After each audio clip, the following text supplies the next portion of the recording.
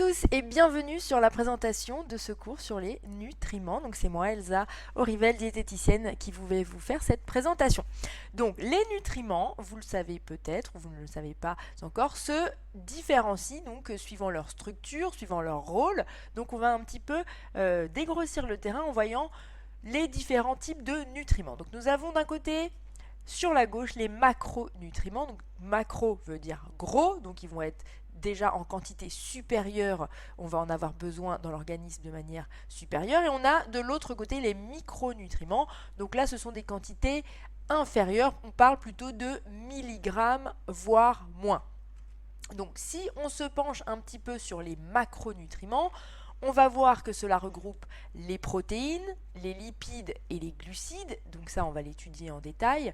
Et vous verrez que ces macronutriments, donc qui sont en plus grande quantité dans l'organisme, en grammes, vont apporter des calories. Donc ce sont les seuls nutriments qui apportent des calories avec l'alcool, mais ça sera plus en détail plus tard.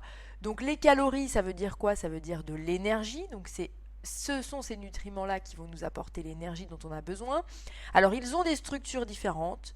Ils vont avoir chacun leur voie métabolique. Ça veut dire qu'on ne va pas les décortiquer de la même manière dans notre organisme, puisqu'ils arrivent avec une forme différente, un rôle distinct dans l'organisme.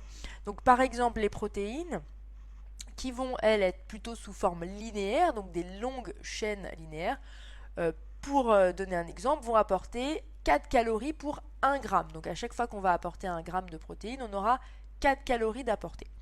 Les lipides, que vous connaissez aussi sous le nom de graisse, tout ce qui est matière grasse. Donc les lipides, c'est pour 1 gramme de lipides, on va avoir 9 calories, donc c'est plus du double que les protéines.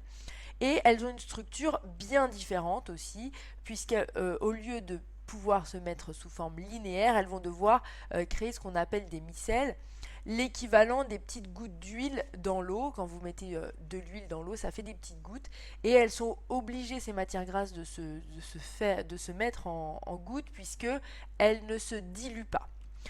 Nous avons aussi dans les macronutriments les glucides. Alors vous les connaissez sous d'autres noms, vous connaissez le mot hydrate de carbone pour certains qui ont fait un peu de science, vous connaissez aussi les sucres, le glucose, donc le glucose c'est un glucide, vous connaissez aussi le fructose, le lactose, donc tout ça ce sont des glucides qui apportent pour leur part donc 4 calories pour 1 gramme, donc la même chose que les protéines et toujours donc quasiment moins de la moitié des lipides. Et alors ces glucides, ils ont plutôt une forme on va dire octogonale ou hexagonale, ça dépend leur cas, et ils ont bien sûr besoin d'un métabolisme différent, puisqu'on ne va pas pouvoir utiliser l'énergie qui provient des glucides de la même manière que les lipides ou les protéines. C'est pour ça que même s'ils apportent le même nombre de calories, la manière dont on va les décortiquer dans notre organisme, c'est très important. Donc ça, c'est pour les macronutriments. Donc on va passer maintenant aux micronutriments. Dans les micronutriments, on a en tête de liste les vitamines. Alors les vitamines, ça n'apporte pas de calories, 0 calories. Par contre, ça reste indispensable aux fonctions de l'organisme. Certaines vitamines doivent être apportées quotidiennement, donc on n'a pas de stock du tout. Alors comment est-ce qu'on peut savoir lesquelles sont stockables et lesquelles ne sont pas stockables? C'est très simple. On les divise en 2 groupes. Celles qui sont apportées par les matières grasses, les liposolubles, qui vient du mot lipide, et celles qui sont apportées par l'eau, donc les hydrosolubles. Donc on va prendre un exemple, la vitamine C, on doit l'apporter tous les jours, puisqu'elle est hydrosoluble, on ne peut pas la stocker, nous n'avons pas de stock d'eau dans notre corps. Par contre, on a un petit stock de graisse, et oui, malheureusement on a un petit stock de graisse, vous le savez bien, et ce petit stock de graisse peut faire une petite réserve de vitamines liposolubles. Donc si on prend l'exemple de la vitamine A par exemple, qui provient notamment du beurre, quand on mange du beurre on a de la vitamine A, eh bien on peut la stocker un petit peu, donc on est moins obligé de faire attention à son apport quotidien, alors que la vitamine C, il faut faire vraiment attention. Alors il y a aussi les minéraux. Les minéraux, toujours le même principe, nous n'avons pas de calories. Pas de calories. Pourtant, ils sont quand même indispensable, voire même parfois c'est crucial de faire attention à ces apports en minéraux, et un manque, comme pour les vitamines, peut créer ce qu'on appelle une ou plusieurs carences, hein. Donc ça commence par, à la base, plutôt, on va dire, ce qu'on appelle des petites déficiences, et finalement ça se transforme en carence. Alors dans les minéraux, il y a aussi un sous-groupe, ce sont les oligo-éléments. Donc les oligo-éléments, c'est encore en plus petite quantité que les minéraux. Donc les minéraux, c'est un domaine assez large et on va les étudier au plus près.